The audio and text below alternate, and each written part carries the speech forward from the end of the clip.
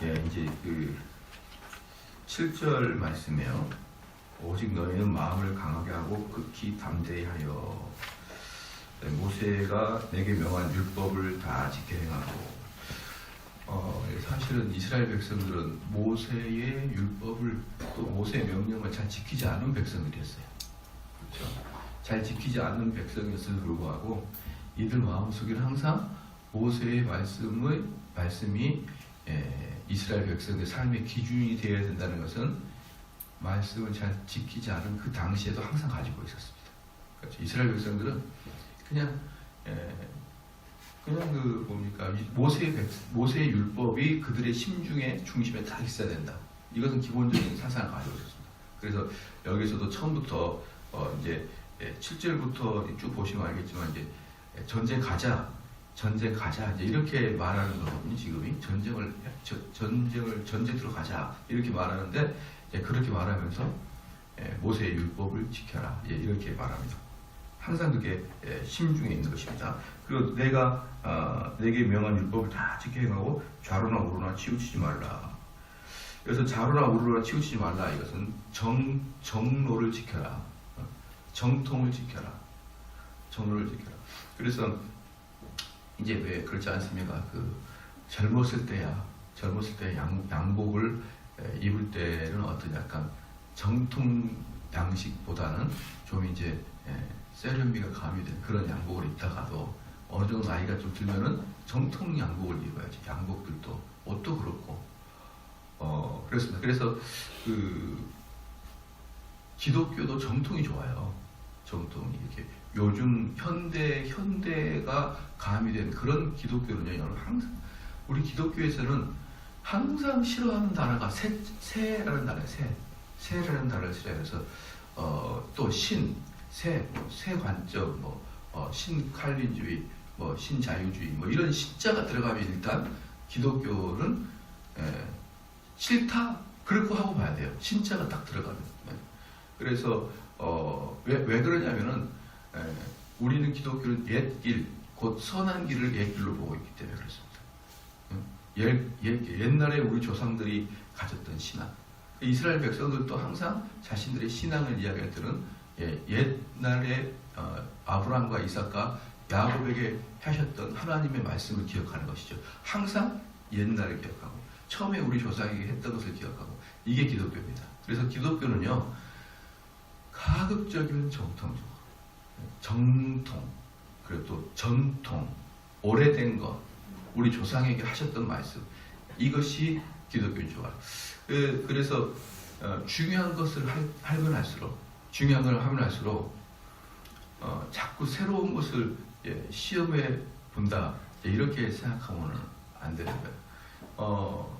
저번에 어떤 정치 하시는 분이 그렇게 얘기했거든요. 자기는 꿈에도 그리던 자기가 생각했던 그 사상을 지금 우리에게 해보겠다 이렇게 얘기를 했어요.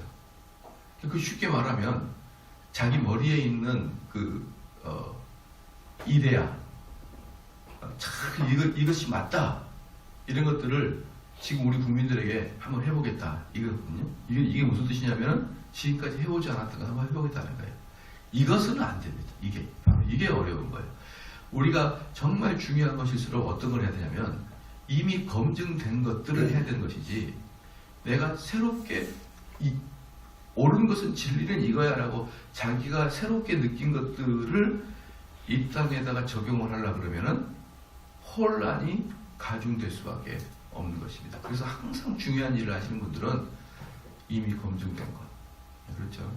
만약에 병원에 갔는데 의사 선생님이 이번에 당신을 암이 있는데 내가 연구실에서 곰곰이 생각해 보니까 이렇게 하면 될 것 같은데 오늘이 당신이 첫 환자입니다. 이렇게 해가지고 수술을 하는데 그 결과야 첫 환자니까 제가 모르겠고 내가 생각하기에는 이 수술법이 맞는 것 같은데 어쨌든 첫 손님인 것을 축하합니다. 그러면 어때요? 수술하기가 너무 부담스럽잖아요. 그러면 그것처럼 우리 신앙생활도 새로운 것 이렇게 하니까 좀 더 효과적일 것 같아요. 이러한 것들로 하면 안 되고 여기서 뭐랍니까? 좌로나 우로나 치우치지 말라. 무슨 말입니까? 정로를 가겠다, 정통을 가겠다. 그리하면 뭐냐 여기서 형통하리라 이제 이렇게 되거든요. 형통하리라라는 것은 뭐든지 잘 되겠다 그런 뜻이 아니에요. 그런 뜻이 아니라 이게 이제 히브리 말로 타스길인데 이 타스길이라는 것은 신중하다, 분별력이 있다라는 그 뜻이거든요.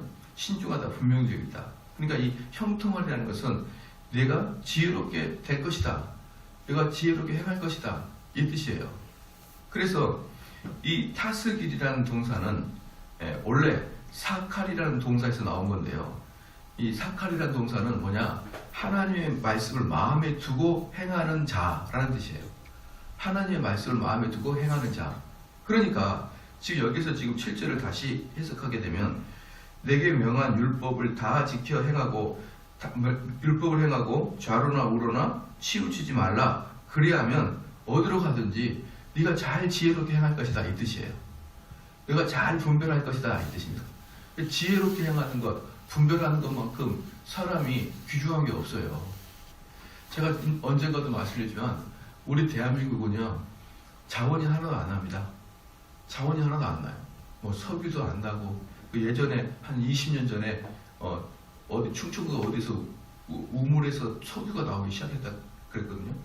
석유를 파보니까 그 시추하고 인건비에 비하면 석유가 너무 적어가지고 석유를 팔 수가 없었다. 그런 사건이 한 20년 전에 있었어요.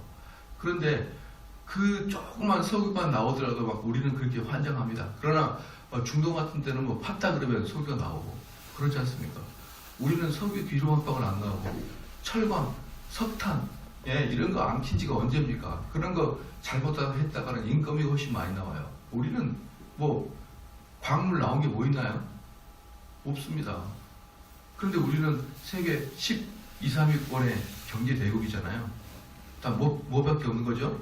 우리 인간들 머리밖에 없는 거예요. 우리나라는요 사람들 머리 좋은 거 하나밖에 없어요. 다른 건 하나도 없습니다. 그러면 됩니다. 광물 안 나도 돼요. 아무것도 없고 땅도 좁아도 됩니다. 뭐만 있으면 됩니까?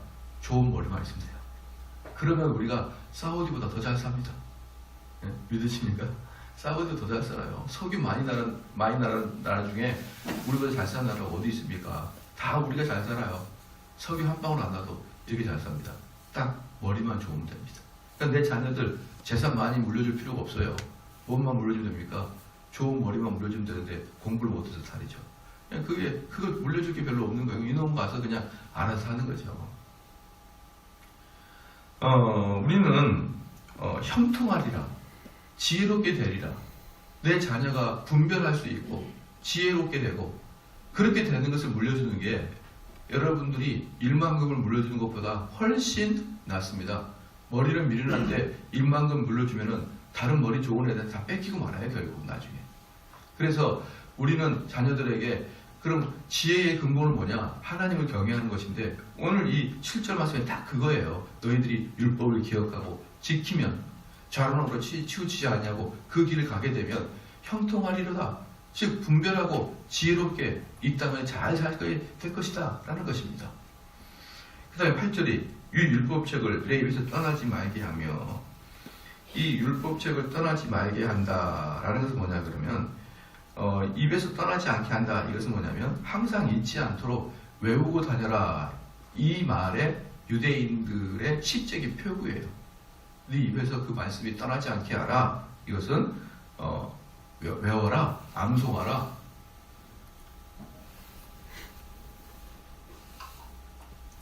이스라엘 백성들이 그렇게 머리가 좋아요. 이스라엘 백성. 그런데 실질적으로 여러분 IQ는 우리가 더 높습니다.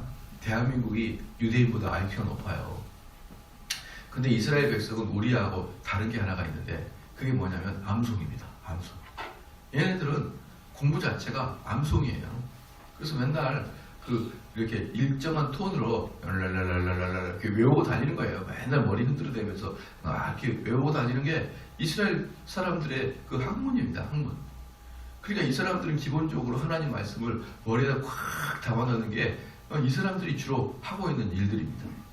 그리고 여러분 머릿속에 이 암송이 얼마나 중요한지 몰라요.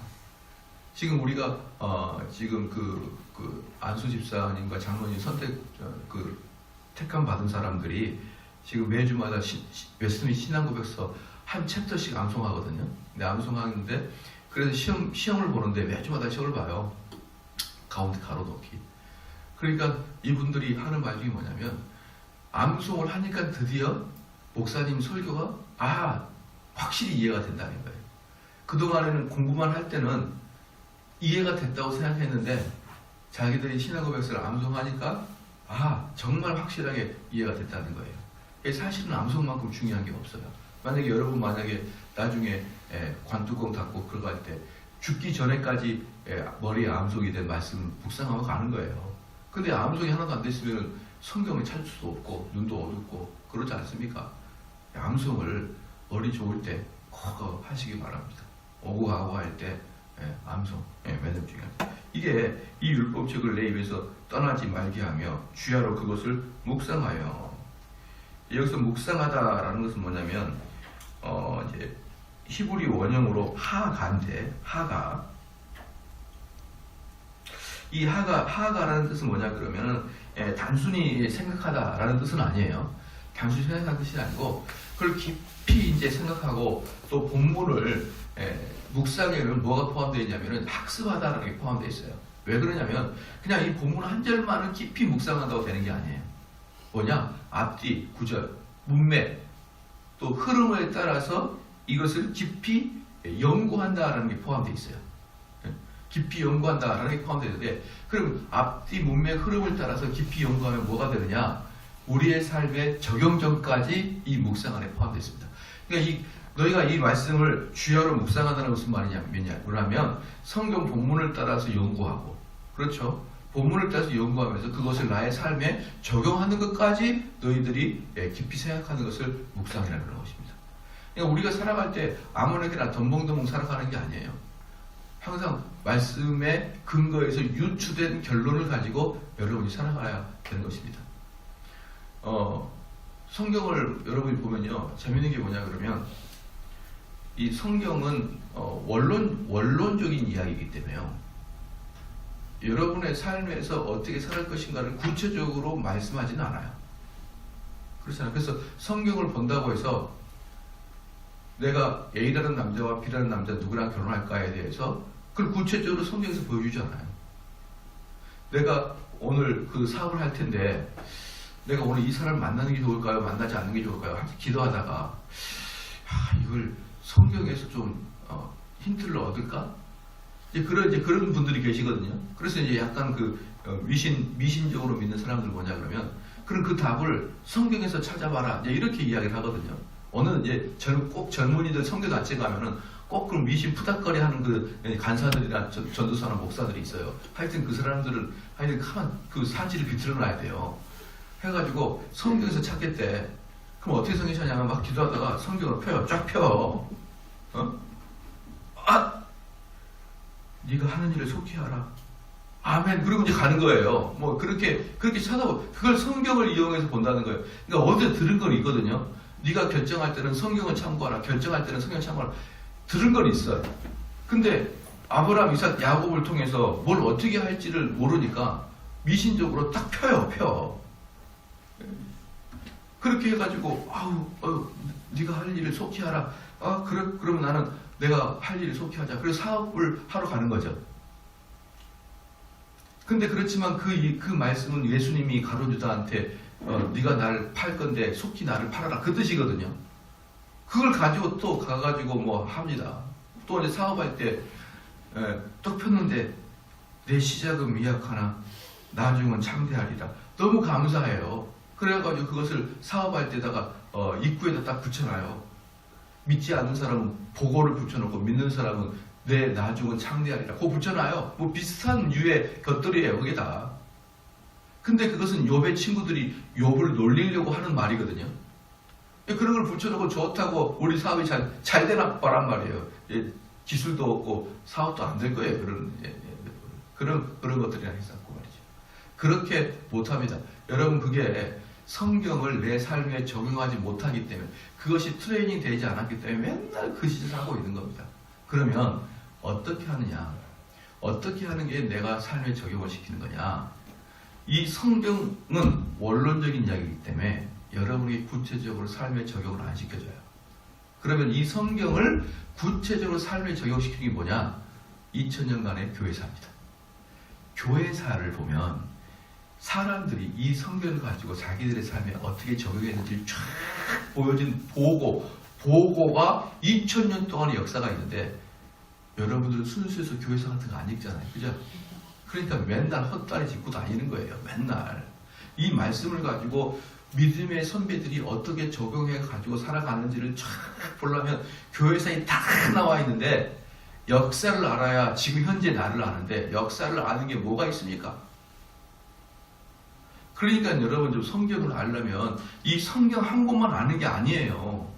이 성경을 알려 그러면 이 성경을 둘러싸고 있는 여러 가지 참고서들이 있거든요. 그 참고서를 가지고 성경을 봐야 되는 거예요.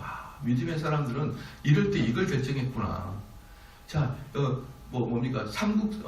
삼국사기를 보면 이런 식의 일들이 계속 반복되잖아요. 또 손자병법을 보면 계속 반복되잖아요. 우리의 지식인들은 이렇게 살았구나. 그렇게 역사를 보면 나를 판단하듯이 믿는 자들도 믿음의 역사를 보고 나의 삶의 판단 하나하나 해야 되는데, 아니 이놈의 대한민국 교회에서는 어떻게 교회에서는 역사를 안 가르칩니까? 교회사를. 나는 정말 그게 정말 이 사역자들이 양심이 진짜 없다고 생각해요. 다 역사 가르치면 여러분 누구한테 장가 갈지, 언제 어떻게 해야 될지, 누구를 만나면 뭘 할지 다 나와 있어요. 거기에. 그 믿음의 선배들이 성경 가지고 결정 내리고 판단했던 거죠. 그래서 우리는 이거예요. 내가 어떻게 진리를 모르겠다. 그럼 두 가지 기준이 있습니다. 뭐냐면 성경에서 분명히 말하고 있는 것. 뭡니까? 죄 짓지 않는 거예요. 죄 짓지 않는 것은 분명히 하잖아요. 두 번째, 오래된 역사가 증명한 것. 이것이 여러분이 선택의 기준입니다. 그냥 덤벙덤벙 하지 마시고. 그게 바로 묵상 안에 포함되어 있는 거예요. 다 여러분들이 그냥 그것들이 베이스를 가지고 있어야 다 크게 아는 것이죠. 쉽게 말하면 로마서 1장 17절 같은 거도 마틴 루터가 그걸 가지고 종교개혁을 일으켰거든요. 너희가 믿음으로 말미암아 살리라. 오직 믿음으로 말미암아 살리라. 그럼 그거 하나 가지고 어떻게 사는지 몰라요. 그럼 그 당시에 루터나 그 주변 사람들이 그 말씀을 가지고 어떻게 풀어내고 살았는지를 다 보면 나와 있어요. 이게 믿음으로 사는 거구나. 다 나와 있습니다. 그런다고 어디 역사를 공부할 것도 아니지만 여러분이 관심을 좀 가져주십시오. 관심을 가져주시고, 그리고 그러한 것들을 궁금하면 저한테 묻기도 하고, 무슨 책을 읽어야 됩니까? 모르면 교회사는 많아요. 여러분 서점 가가지고 많아요. 그리스도인들의 부부의 생활, 그런 거 보지 말고, 그런 거 볼 필요가 하나도 없어요. 그냥 둘 다 예수 열심히 믿으면은 그런 거 굳이 안 읽어도 안 싸워요. 맨날 싸우니까 그리스도인들의 부부관계 그런 걸 쳐다보고 있는 거예요. 저희처럼 화목하면 안 본다 이거예요. 뭘 화목한데 부부관계를 봐요. 그리스도인의 자녀 교육법. 자녀가 공부 잘하고 열심히 예배드리는데 뭐하러 봅니까? 꼭 그리스도인의 청소년 교육법. 그건 뭐예요? 불량 학생들이 집에 안에 있을 때 보는 거예요. 근데 얘가 거듭나고 말씀 사모하고 주 앞에 나와서 예배드리기 사모하는데 어떻게 걔가 불량 학생이 될 수가 있겠습니까? 어제 우리 딸아이가 도대체 밤 12시 반이 돼도 안 와요. 잠을 잘 수가 있나요? 내가 오늘 새벽 예배 안 올래다가 왔어요. 도대체 이 인간이 어디서 하나. 그래가지고 계룡 아파트에 독서실에서 다닌다는데 이제 그런 소리를 옛날에 들었고, 여기 계룡 아파트에 독서실이 있어요. 애가 혹시 거기 있나 싶어가지고 문틈으로 싹 들어가려고 했더니 또 비밀번호를 눌러야 들어가게 돼 있더라고요. 또 여성반에. 들어갈 수가 있나요? 문틈 보니까 혼자 공부하고 있는 거예요. 제가 카톡 찍어가지고 우리 아내한테 보냈어요. 우리 아내가 어제 당직이어가지고 안 들어왔거든요. 딱 버려가지고 네 딸이 이렇게 밤늦게 공부하니 좀 그만 좀 괴롭혀라. 그거 보냈어요. 그러니까 저희 딸은 제가 반신반의해요. 얘가 무슨 생각하나 이런 생각도 들고, 내가 또 하나님 말씀을 듣는데 집중하거든요. 보면은 여러분 원래 목사님 딸들이 자녀들이 집중도 못해요.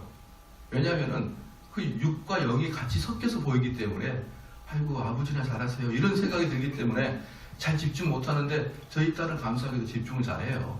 그래서 마음은 사실 놉니다. 노는데 아직까지는 좀 못 놔요. 아직까지는. 그럼에도 불구하고 마음을 놓는 게 하나님 말씀 들을 때 집중하거든요. 그래서 제가 큰 일이야 있겠어 라고 하면서 어제 딱 보니까 열심히 공부하는 걸 봤어요. 그러니까 그거예요. 자녀들이 그 청소년 자녀들을 잘 키우는 것은 그 자녀의 마음속에 하나님 계시고 그러면 되는 거예요. 뭘 그걸 청소년 교육법을 배우고 부부 양육법을 배우고 다 그럽니까? 그러니까 그런 건 보지 마시고 뭘 보면 된다고요? 교회사를 보면 됩니다. 교회사를. 교회사를 딱 보면은 다 나오고 또 교회사를 잘 공부하기 어렵습니다. 그럼 제가 교회사를 강의할 때 꼭 들어야 됩니다.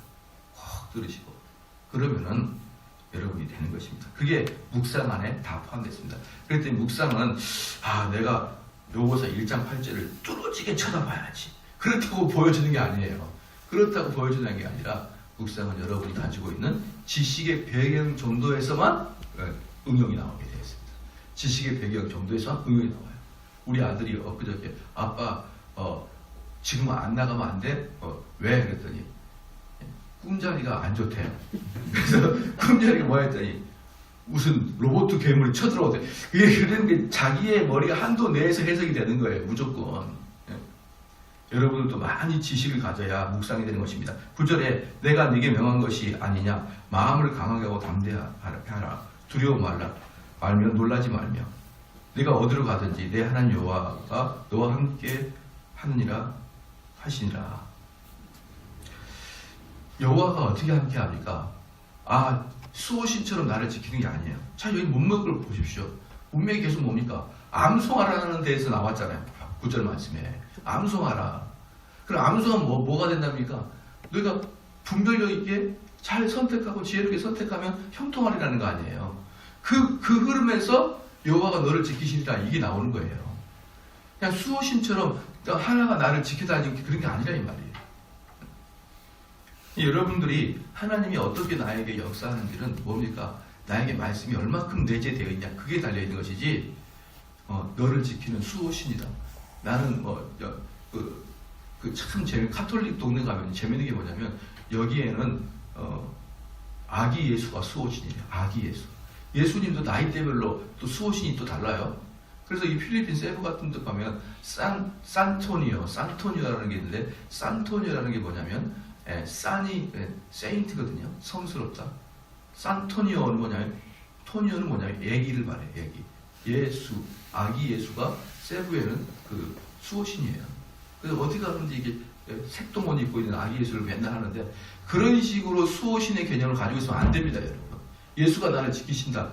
어떤 수호신이 나를 지킨다 아니에요. 하나님 말씀이 여러분을 지킬 거란 말이죠. 그러면 하나님 말씀에 지킨다는 개념이 뭐냐? 여러분이 정말 지혜롭게 살아가는 그것을 이야기하는 것입니다. 이에 10절에 이에 여호수아가 백성의 유사들에게 명하여 유사는 뭐냐면 행정관들 또는 그 각 지파의 대장들입니다. 관리들입니다. 진중에 두루다니며 백성에게 명하여 이르기를 양식을 예비하라. 3일 안에 너희가 이 요단을 건너. 이게 재밌는 게 뭐냐면 3일 동안의 양식을 예비하라는 거예요. 그럼 이때가 언제냐 그러면 이 뒤에 다음에 보겠지만 아직까지 만나가 내리고 있었대요. 만나가 언제 그치냐면요. 가나안 땅에 들어가서 가나안 땅에서 나는 식물을 먹을 때야 비로소 만나가 멈춰요.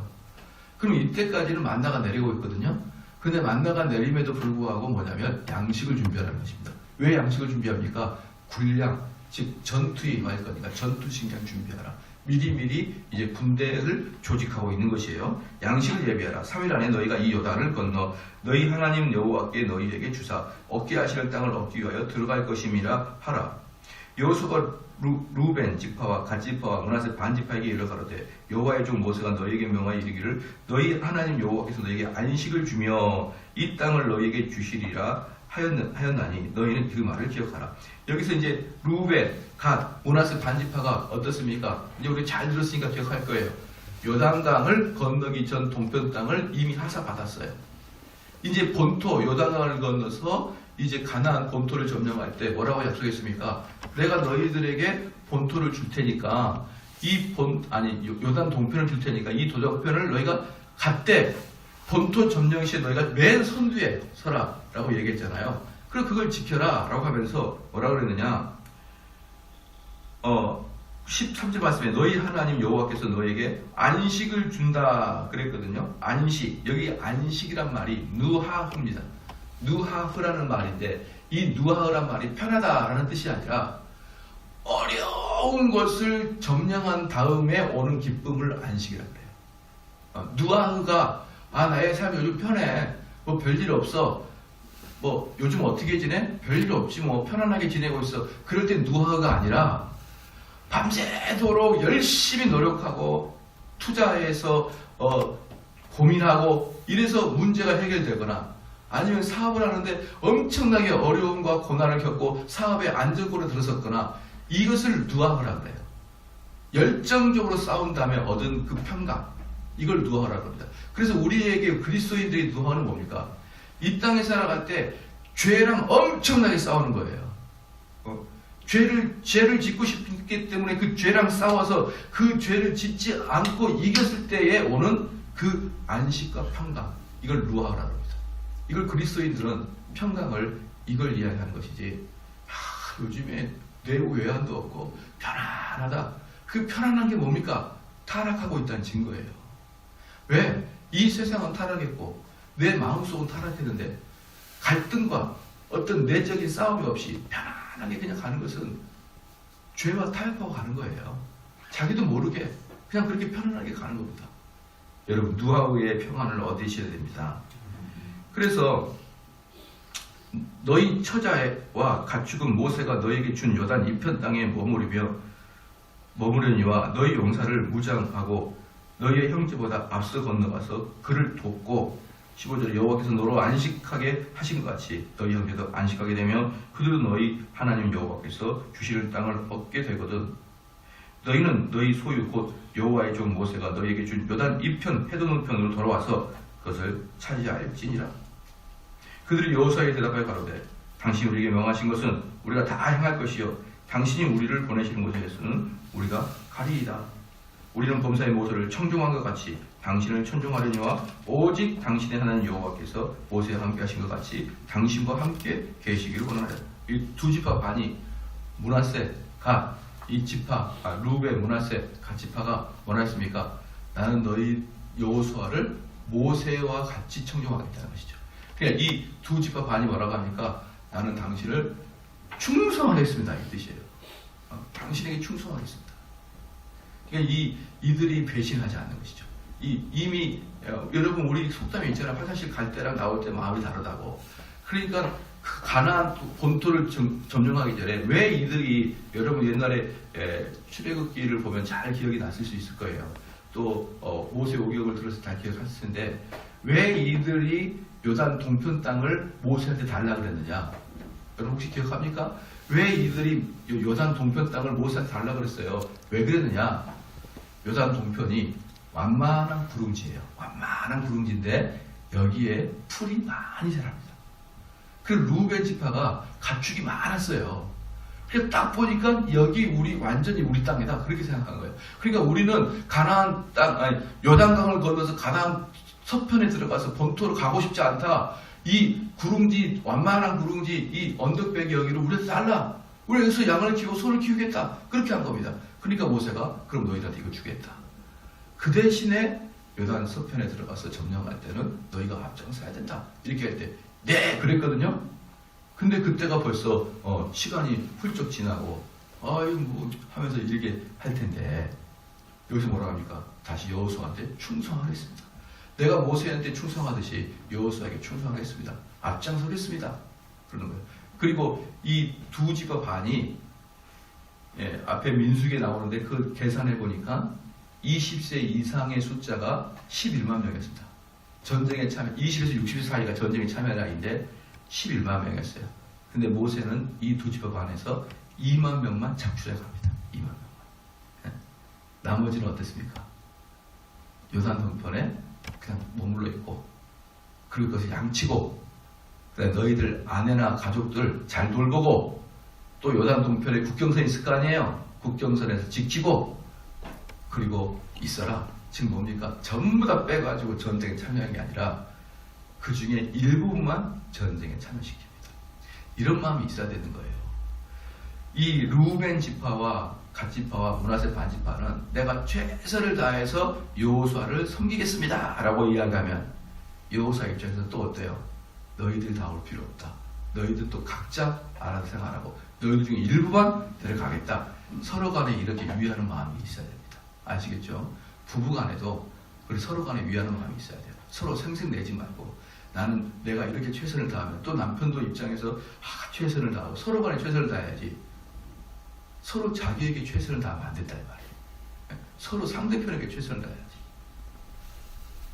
그래서 18절 말씀에 누구든지 당신의 명령을 거역하며 무릇 당신의 시키는 말씀을 청종치 아니하는 자는 그 죽임을 당하리니. 이게 뭡니까? 여기서도 지금 백성들이 여호수아한테 뭐라 그래요? 명령을 거역하라. 왜? 이때가 무슨 때니까요. 이때가 전시니까. 전시니까 더 이야기한 겁니다. 전시에는 무조건 지도자의 명령에 100% 순종해야 됩니다. 지도자님. 그래서 전시 때는 어때요? 소대장이 앞으로 돌진하면서 뒤에서 총 쏩니다. 돌진하지 않으면 쏴버려요. 전시는 그런 겁니다. 무조건 무모하다고 할지라도 명령 떨어지면 전진하는 겁니다. 그러니까 여기에서 전시니까 내 여호수아의 말에 무조건 순종하겠습니다. 할렐루야. 요즘에 전시입니까 아닙니까? 전시입니까 아닙니까? 전시예요. 우리는 마귀와 항상 싸우지 않습니까?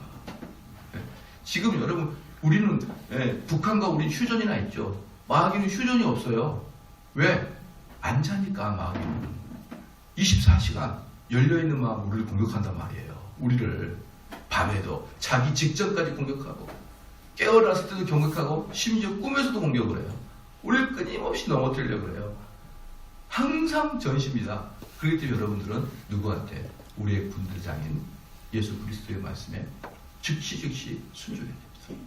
즉시 예수의 말씀에 순종해야 돼요. 왜? 우린 일평생 살아가는 게 전시니까.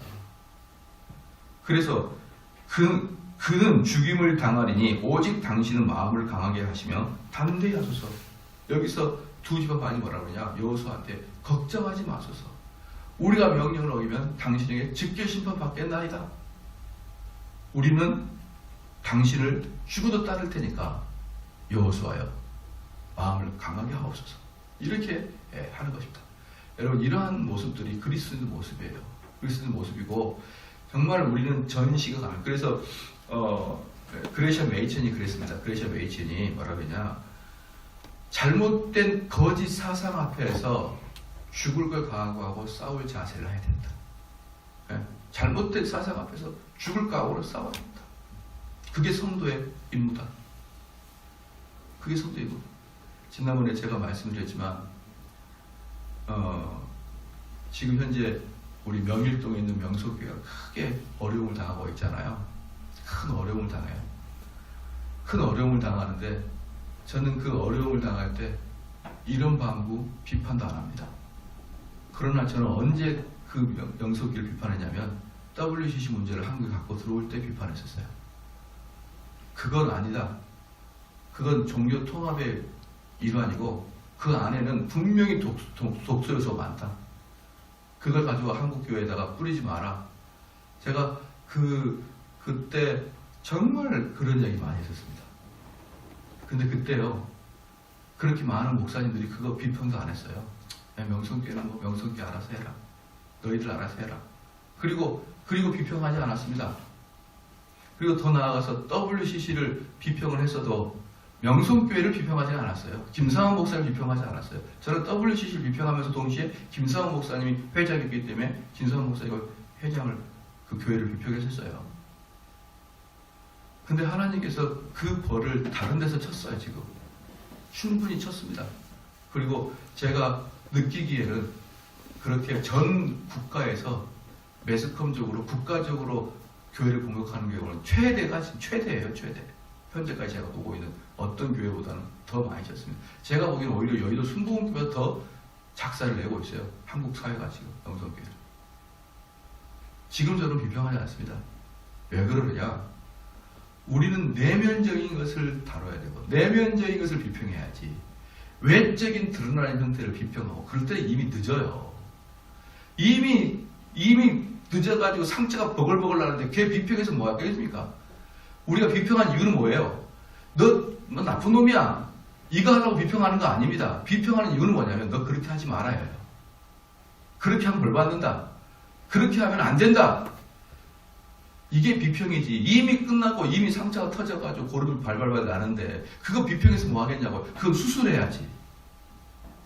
그런데 이 한국 교회가 비평할 때는 비평 안 하고 비평해야 될 때 하지 말아야 될 때 비평하고 하지. 정말 저는 너무나 정말 답답해요. 비평당하는 그 교회나 비평하는 그 사람들이나 때를 보고 환경을 보고 해야죠. 이제 거의 쓰러져서 죽을 만한 것들한테 칼을 대서 뭐 하겠습니까? 여러분, 하나님의 심판을 이렇게 준엄합니다. 준엄해요. 우리는 이 말씀을 잘 봐야 됩니다. 항상 경책해야 되고 항상 하나님 말씀에 즉각 순종해야 되고 이게 하나님 말씀과 어긋나면 아무리 그게 내 상황에 옳다고 느껴져도 하지 말아야 되고 이런 마음을 정말 가지면 여러분 어떻습니까? 형통하리라. 너희가 어디 가든지 누구에게 손가락질 당하지 않을 것이다. 형통할 것이다. 예. 여러분 잘 기억하시기 바랍니다. 이건 한국 사회도 마찬가지고 한국 교회도 마찬가지고 우리 교회도 마찬가지고 여러분 개인도 마찬가지예요. 똑같이 적용하는 것입니다. 누가 잘나고 잘못한 게 없어요. 여러분 마음속에서도 하나님 예수 그리스도의 명령 말씀에 즉각 순종하는 그런 마음이 없다 그러면 그 교회랑 다를 바가 뭐가 있냐고요. 그렇게 비난받아 마땅한 거예요. 우리는. 여러분이 여호수아의 말씀처럼 우리한테 명령하옵소서, 담대하옵소서, 우리가 목숨을 걸고 언약을 지키겠나이다. 내가 그렇게 그런 마음을 갖겠다. 예, 그렇게 주의를 축원합니다. 예, 기도하겠습니다. 하나님 아버지여, 우리의 마음속에 여호와의 말씀이 가득하여 그 말씀을 주야로 묵상하러 말미암아 우리의 삶에 하나님 말씀이 그대로 실현될 수 있도록 은총 내려 주시옵소서. 정말 이 혼탁하고 어려운 시대에 우리가 스스로 옳다고 여기는 것을 가지 아니하게 도와주시옵고 오직 여호와의 말씀에서 좌로나 우로나 치우치지 아니한 그 말씀을 따라가려고 하는 그 순전한 마음 허락하여 주시옵소서. 그리하여 우리가 하나님이 항상 우리를 지키게 하여 주시옵고 범사에 주의 도를 떠나지 아니하는 성도 되게 하여 주시옵소서. 감사드리며 예수님의 이름으로 기도합니다. 아멘.